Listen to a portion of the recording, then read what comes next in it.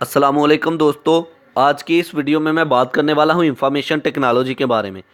तो इससे पहले भी मैं लेक्चर दे चुका हूं इंफॉर्मेशन टेक्नोलॉजी के बारे में। और मुझे किसी स्टूडेंट ने कहा है कि हमने प्रेजेंटेशन देनी है तो हमें और ज़्यादा इंफॉर्मेशन जो है इंफॉर्मेशन टेक्नोलॉजी के बारे में दी जाए, इसका स्कोप क्या है।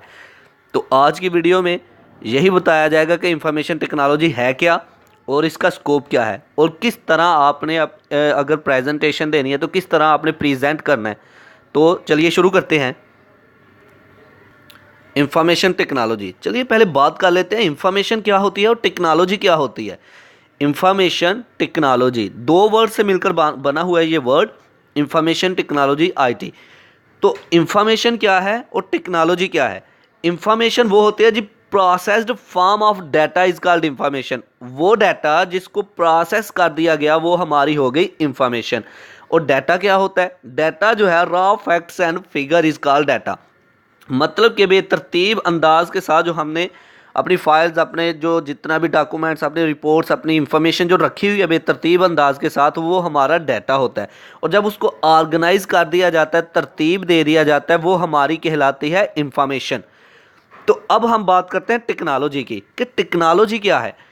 मशीनरी और डिवाइसेस जो कि बनाई जाती हैं किसी साइंटिफिक नॉलेज से, मतलब कोई नॉलेज हासिल किया, उनसे डिवाइसेस बनाई और डिवाइसेस का इस्तेमाल हो रहा है कि वो डिवाइसेस इंफॉर्मेशन को एक जगह से दूसरी जगह पहुंचाने के लिए इस्तेमाल हो रही हैं।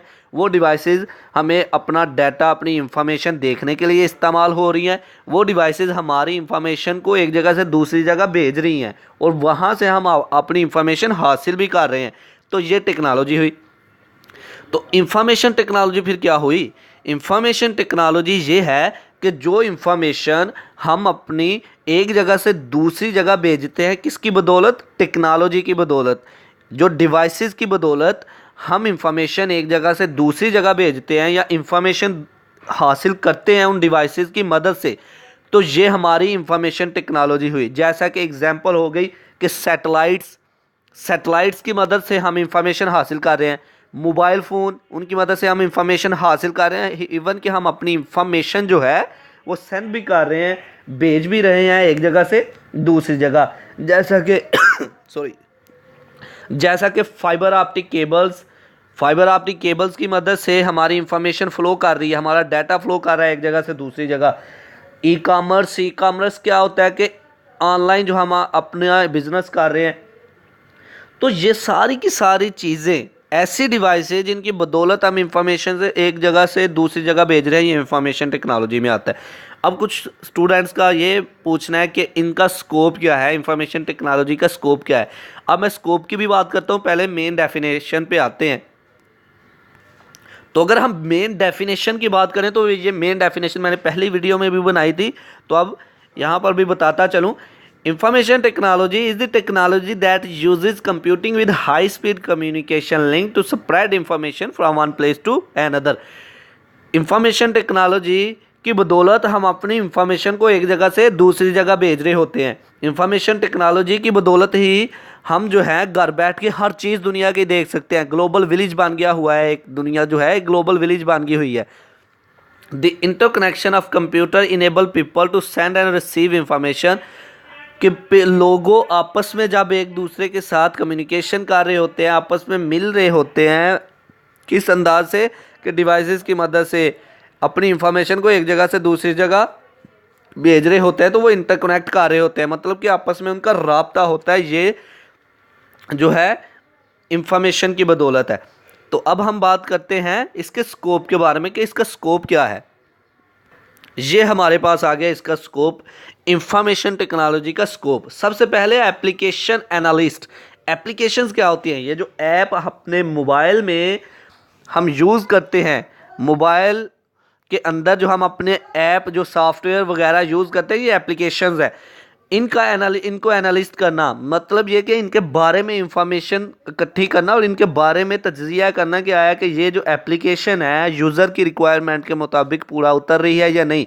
जब हमने आईटी कर ली तो हमें इनका नॉलेज हो जाएगा, हमें पता चल जाएगा कि ये चीज़ किस कदर मुफीद है और किस कदर नुकसानदा है।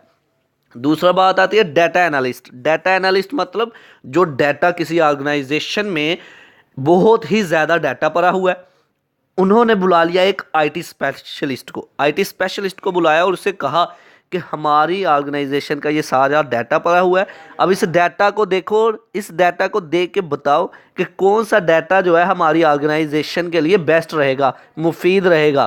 तो वो क्या करेगा, वो जो यूज़फुल डाटा है, जो मुफीद है डाटा, ऑर्गेनाइजेशन के लिए जो फ़ायदा मंद है डाटा, उस डाटा को ज़्यादा मकदार वाले डाटा में से जो फ़ायदा मंद वाला डाटा होगा, जो जिससे हमें फ़ायदा हो रहा हो, वो मेन डाटा जो है बाहर निकालेगा, उसका एनालाइज करेगा, उस डाटा को तज्जिया करेगा कि हालांकि ये डाटा जो है आया कि ऑर्गेनाइजेशन की रिक्वायरमेंट्स के मुताबिक पूरा उतर रहा है या नहीं।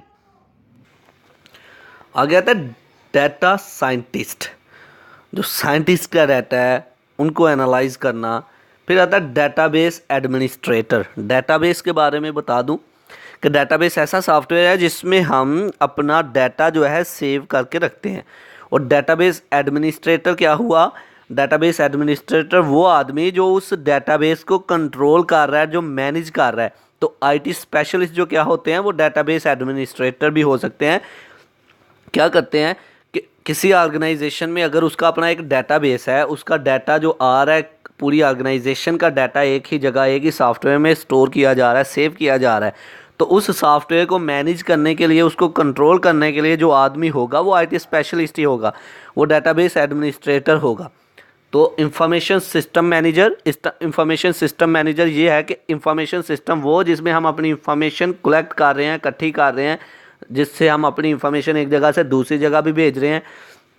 तो इंफॉर्मेशन सिस्टम मैनेजर वो आदमी कि जो इस इंफॉर्मेशन को, जो इंफॉर्मेशन आ रही है और जो इंफॉर्मेशन जा रही है, इस सारी चीज़ों का ध्यान रखे, इन सब चीज़ों के बारे में नॉलेज रखे कि हमारी इंफॉर्मेशन जो है कहीं दूसरी कंपनी के पास ना चली जाए, हमारी इंफॉर्मेशन जो है करेक्ट टाइम पे करेक्ट जगह पे जाए। तो एक आता है आईटी कंसल्टेंट। आईटी कंसल्टेंट मतलब कि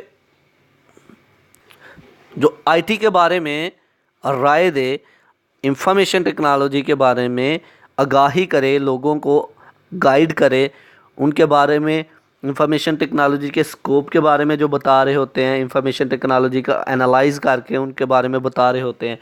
अब आता है आईटी टेक्निकल सपोर्ट ऑफिसर और सिस्टम एनालिस्ट।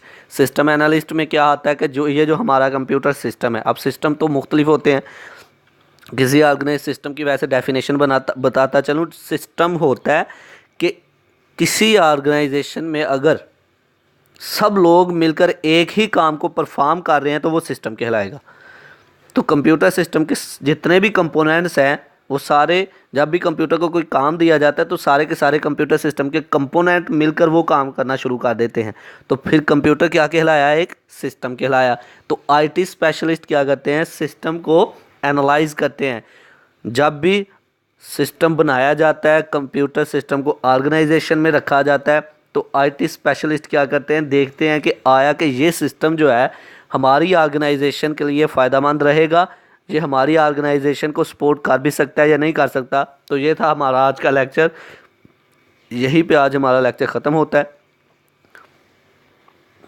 आई होप कि आप लोगों को मेरी ये वीडियो पसंद आई होगी। Like this video, share this video and comment below this video. Thanks for watching. Subscribe focus group. अल्लाह हाफिज़।